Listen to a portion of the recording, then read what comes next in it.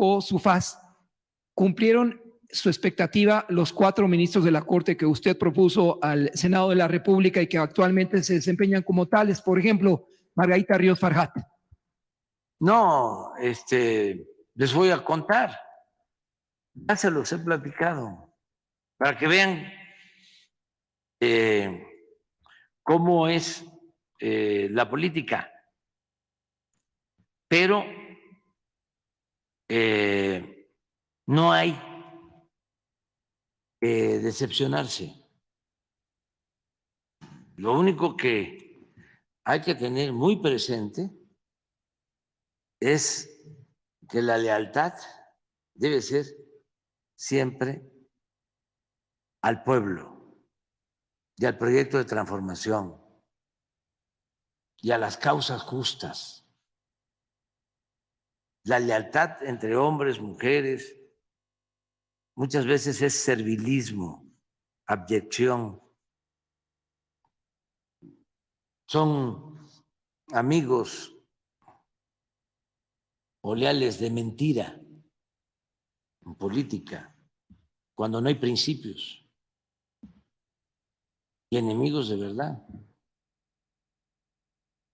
Cuando tenía yo que resolver sobre la situación del Poder Judicial, aunque es un poder independiente, me preocupaba desde antes, ¿no? Porque, para no extendernos tanto, ya lo he dicho, ese poder fue la moneda de cambio, o una de tantas monedas de cambio que le entregó el PRI, o los gobiernos del PRI, al PAN, para que se terminaran de convertir en PRIAN. Les entregaron el Poder Judicial completo, jueces, magistrados, ministros, bueno, llegaron a tener, ya lo he dicho aquí, a un procurador del PAN, Zedillo, puso a José Antonio Lozano Gracia. Lozano Gracia, de procurador, que era del PAN. Y así. Entonces yo, pues conozco eso. Hay, desde luego, honrosas excepciones. Pero son muchos abogados, mujeres y hombres, sin convicciones, sin principios, más buscando la justificación siempre en normas legales y dándole la espalda a la justicia. Entonces, había en ese entonces uno de los 11 ministros que simpatizaba, y en la campaña, claro, no abiertamente, sino que me mandó a decir de que él simpatizaba con nosotros y que hacía falta una transformación en México y que yo contara, ¿no?, con él si ganábamos. Entonces hice las cuentas y me tocaba en el periodo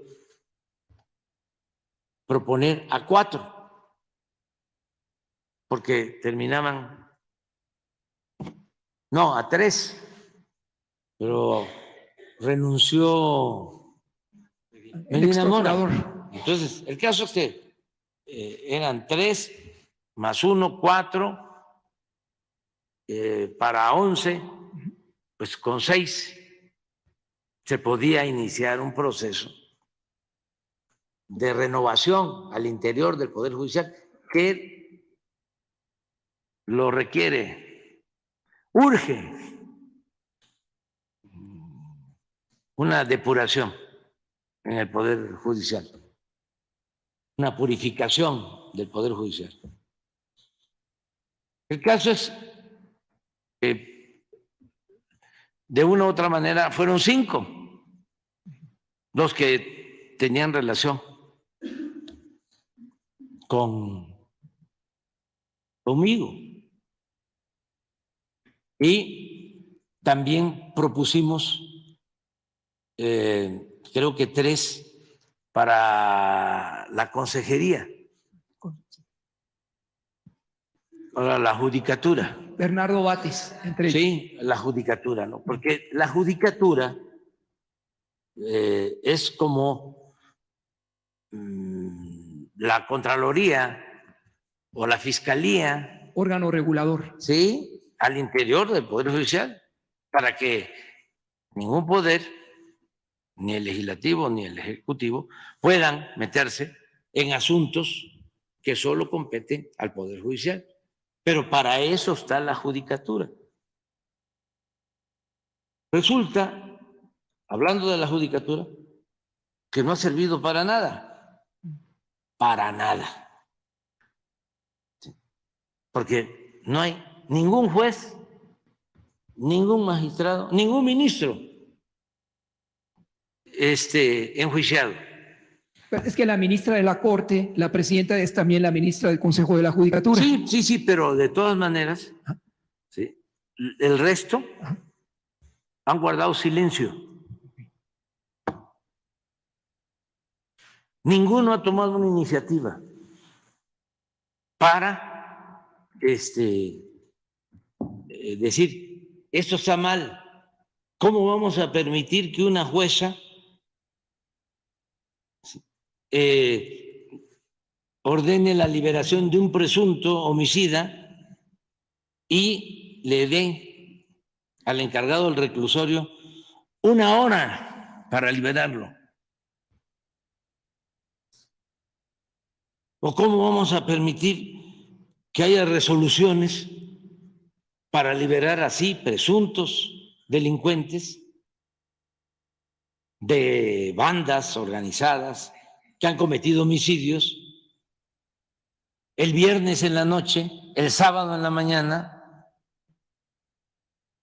y esos jueces no son investigados? ¿Y qué hace la judicatura? Eso por un lado. Pero les voy a decir, siempre planteé de que cada quien es responsable, y además lo he hecho siempre así, de sus actos. Y no me gusta, ayer se los dije a los del INE, yo no les voy a estar diciendo qué van a hacer. Son independientes, son autónomos, nada más que actúen de manera democrática y no se conviertan en empleados de oligarcas como era antes el INE, al servicio de Claudio X González y de toda esa minoría corrupta y rapaz. Actúen con independencia. Bueno, todas las iniciativas nuestras de reforma a la ley, rechazadas. En el Congreso, todas las reformas constitucionales, se forma un bloque conservador y rechazan todo. Por eso planteé que hacia adelante es importante pensar en votar por el candidato a la presidencia, pero también votar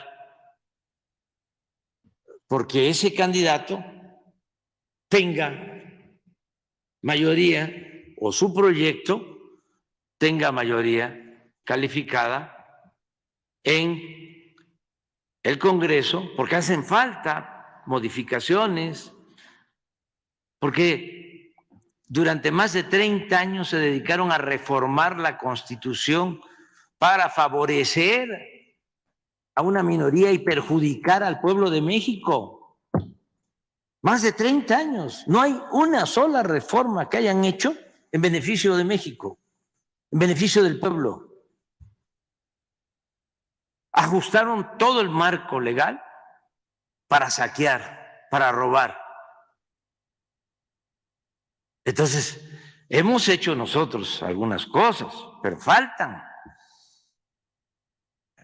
Hacia adelante, los ciudadanos tienen que pensar en eso, tienen que pensar en que hacen falta algunas reformas, entre otras, el que sea el pueblo el que elija a jueces, a magistrados y a ministros, como era en la época de la República Restaurada, con Juárez y con Lerdo, como lo establecía la Constitución de 1857, la Constitución de la Reforma.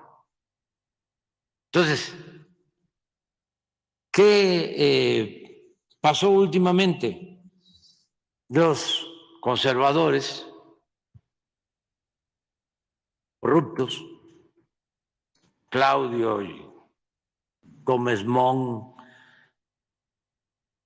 y este otro exministro Cosío y otros, ¿no? Además hasta financiados por el gobierno de Estados Unidos, que aprovecho La Agencia para Internacional. subrayarlo, sí. Empiezan a poner obstáculos y amparos a todo, a la obra del aeropuerto, al Tren Maya. Esto de la señora Xóchitl Gálvez, el amparo es asesoría de ese grupo. Bueno, y cuando no se puede ya reformar la Constitución, porque no se puede tener mayoría absoluta o mayoría Relativa. no calificada, pues entonces sí se puede reformar la ley con mayoría simple. Entonces empecé a decir, bueno, no tocamos la Constitución, ya no se puede, pero sí se pueden hacer reformas a las leyes. Pues todo ese bloque opositor, conservador, empieza a presentar en la Corte recursos de inconstitucionalidad a las leyes. Entonces, para que una ley se declare inconstitucional, se requieren de 11 ministros, 8. Si 4 dicen no, ya es constitucional. Entonces, de las preocupaciones pues, que más me interesaban resolver, estaba el que la Guardia Nacional pasara a formar parte de la Secretaría de Defensa. Se aprobó la ley en el Congreso, Cámara de Diputados, Cámara de Senadores, y la impugnan.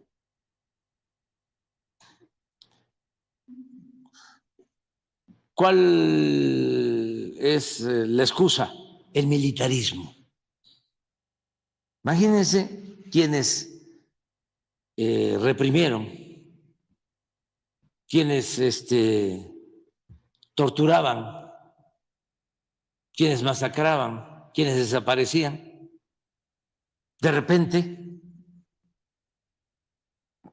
les preocupa el militarismo y se convierten en los paladines de los derechos humanos.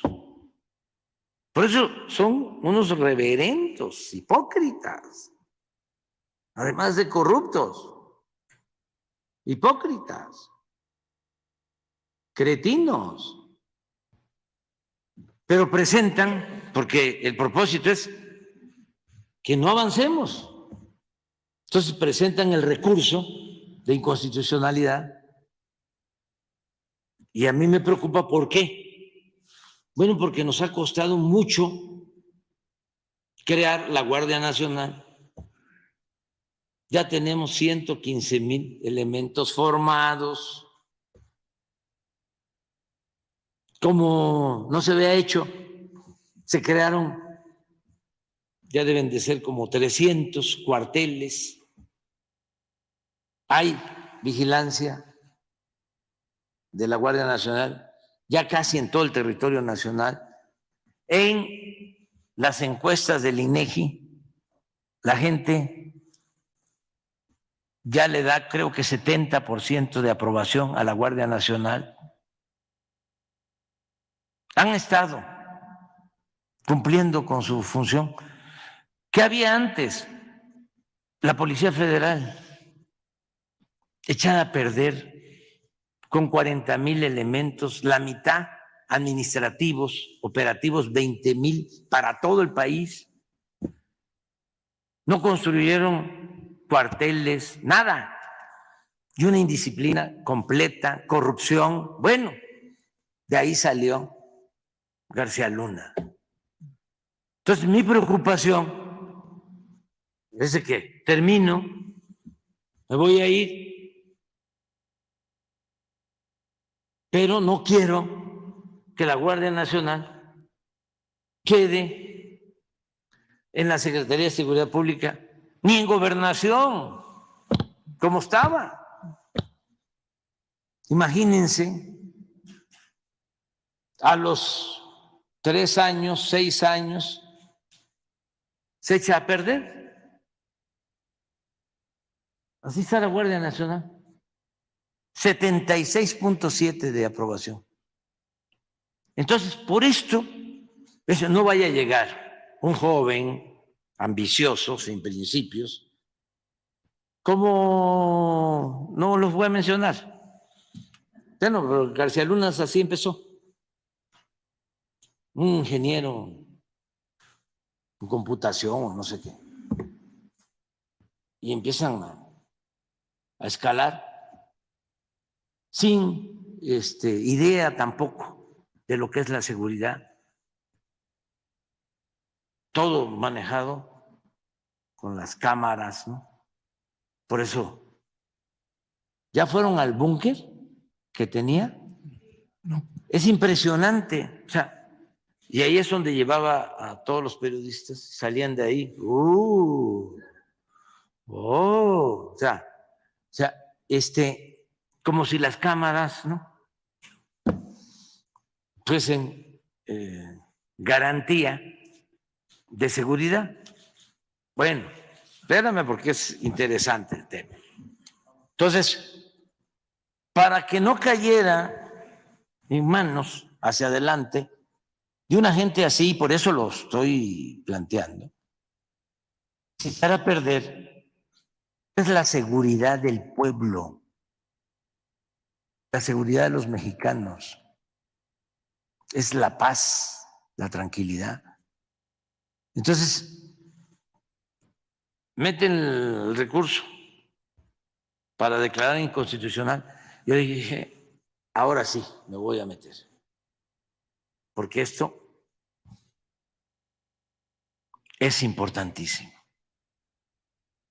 Y hablo con 5, con los 5, con los 4 que de una u otra manera yo propuse y con el que ya estaba, para garantizar los 4 votos. Entonces, si hablo con 5, uno por uno, no saben lo que me costó.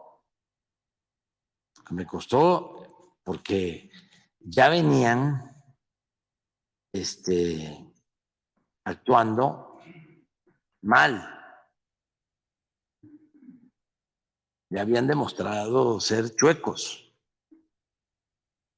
Pero esto vale que hable yo con ellos para explicarles la importancia que tiene. Y hablé con los 5. Pues con 2 no pude. No, pues ya se los dejo de tarea. Ustedes ya quieren toda. O sea, no pude. O sea, no me dijeron que no ahí. Sí, cómo no. Así, de manera muy hipócrita. Pero eran 4 los que se necesitaban. Nos quedamos con 3. Y se pierde.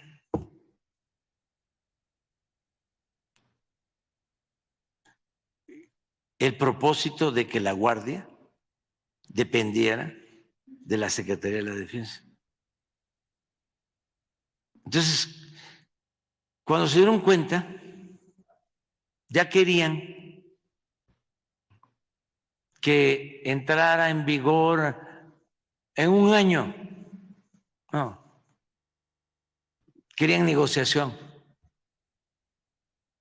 Todavía la presidenta, la señora Piña, le dijo a Rosa Isela, oye, ¿cómo vas a estar tú en contra si a ti te va a tocar manejar la Guardia Nacional? Si tú sales ganando. Fíjense. Rosa Isela le contestó, no, si es que no es un asunto mío, es un asunto que tiene que ver con el buen funcionamiento de la seguridad. Pero la señora tentándola,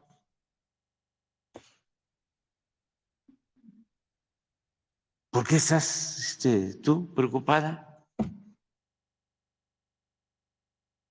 Si tú vas a manejar la Guardia Nacional. Eso después. Y luego, no, vamos a buscar la forma para que el cambio se dé, ¿no? Dentro de un año o 2 años, hasta que termine el gobierno. No, no queremos componendas, no queremos ese tipo de acuerdos. Pero entonces, ¿por qué? Pregunto esto, porque lo más importante son los principios, son los ideales, la lealtad al pueblo. Eso es lo más importante.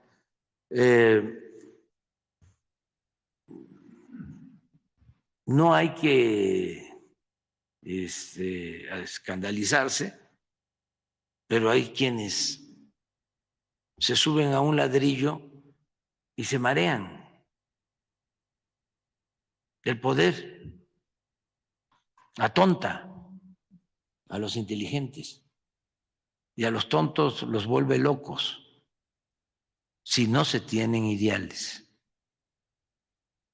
La única forma de que alguien se mantenga con honestidad, que haga de su vida una línea recta,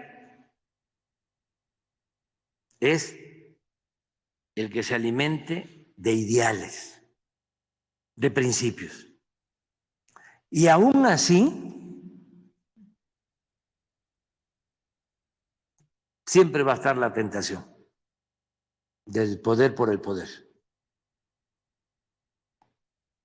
Siempre va a estar la tentación del poder por el poder. Hay un caso, por ejemplo, bueno, no, hay muchos casos, pero esa es la realidad. ¿Quiénes no traicionan? ¿Quién no traiciona? El pueblo. El pueblo no traiciona. ¿Ustedes creen que nosotros íbamos a poder llevar a cabo una transformación con el apoyo de los potentados, con el apoyo de los dueños de los medios de manipulación, con el apoyo de los intelectuales orgánicos. No, no. ¿Con quién estamos llevando a cabo la transformación? Con la mayoría de la gente, los pobres, integrantes de clase media, conscientes, humanos, no intoxicados por lo material, no aspiracionistas, no clasistas, no racistas, ladinos. Hay mucha gente de clase media que está respaldando el movimiento nuestro, e incluso hasta les podría decir hasta de arriba, poquitos, porque son inteligentes y son humanos, muy fraternos. Pero hay otros que pues es muy difícil, aunque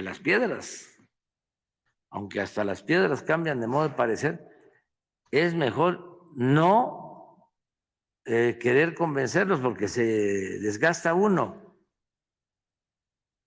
Hay muchos amigos, ¿no?, que dicen, qué barbaridad. Fui a una fiesta familiar, estuve en una reunión, en una comida, y es increíble lo que dicen. El nivel de desinformación, la forma como los han manipulado. Entonces, por eso, no, primo hermano, ahí la llevas. Oiga, pero es que yo quiero que usted me convenza. No, hombre, ¿cómo te voy a convencer a ti? Sigue tu camino, vas bien. Sigue escuchando a Ciro, a Loret de Mola, sigue leyendo el Reforma, y adelante. Y sí, seguir haciendo labor de concientización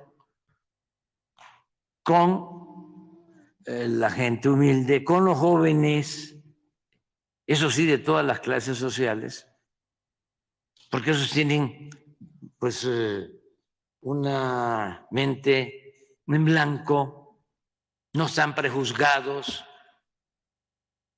Y siempre recuerdo de que el apóstol de la democracia, Madero, era hijo de hacendados. Él mismo era hacendado. Simón Bolívar, hacendado, el libertador, y muchos.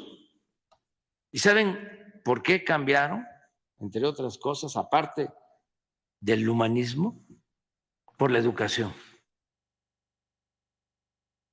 Porque Bolívar se formó, se educó en Europa. Madero se formó, estudió en Europa y en California, en la Universidad de Berkeley. Entonces, eso ayuda mucho. Además, antes las universidades no estaban como ahora, ¿no? Como la prensa, también, que era como una escuela, formaba mejor. Ahora toda la prensa está tomada por grupos de intereses creados. Pero en fin, ya. No, ante la óptica del Ejecutivo,